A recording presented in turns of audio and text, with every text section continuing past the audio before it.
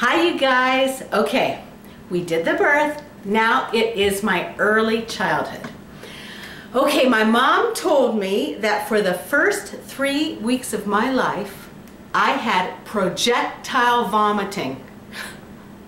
It sounds like something from The Exorcist, but she said, poor thing, I was allergic to her milk, you know, and she had to put me on a bottle after she figured it out. But can you imagine? Oh my goodness. Okay, now a couple of stories that I remember that came to my mind when I was thinking what I should say. And first I got to give a disclaimer to my family. I was birthed into a very nice family. And nothing negative that I'm going to tell you has any reflection on them. It is just what happened, okay, and who I guess whatever was inside of me. Okay, now, well, my mom might have had some part of it because when I was little, she used to say 2 little poems over my life constantly, and you know what comes out of our mouth many times happens, right? So she used to say, okay, there was a little girl with a curl right in the middle of her forehead. And when she was good, she was very, very good. And when she was bad, she was horrid. And that pretty much describes my life. The other one she used to say was, Mary, Mary, quite contrary. And you probably all know that one. But anyway,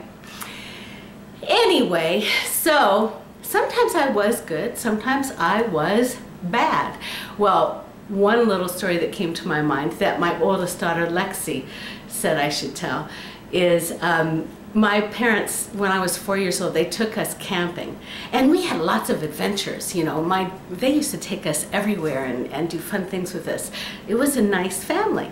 But anyway, one time when we were camping throughout the like Yosemite and Yellowstone and all those places, and we went, and anyway, I was 4 years old, and this kind of just describes me, what I was like.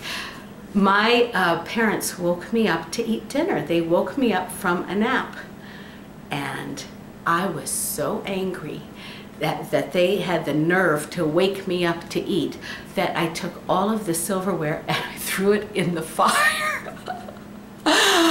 Okay, that's a little bit like I was. But on the other hand, I could be quite charming. I remember one time, I forget how old I was, but my mom always kept my hair so short. She called it a pixie style. And but anyway, I wanted long hair so bad. One of my best friends had long hair all the way down to her butt, and that's all I wanted for I don't know if it was my birthday or Christmas. So my parents bought me this long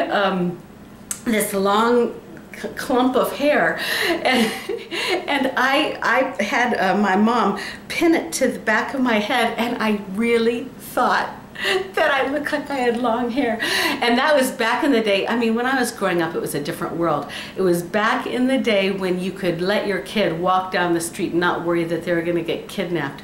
But so I had it pinned to my head, and I sashayed down the road thinking that everybody thought I had the most long, beautiful hair, and I went to show it to my friends. And another little story was, well, this isn't really a story, it just kind of describes what it was like back in those days. We used to dress up for everything. To go on an airplane, people would dress up like they were going to church, or even on Easter, my mom would put little white gloves on my hands and a little bonnet.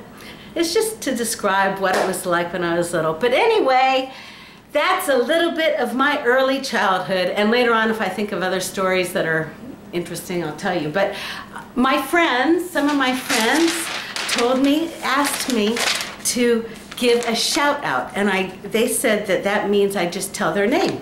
So, Jessie Burdette, Jessie, and then Rashid Angelo Arnado. Anyway, so that is, that's all I've got for today. And I love you guys. And remember, dream big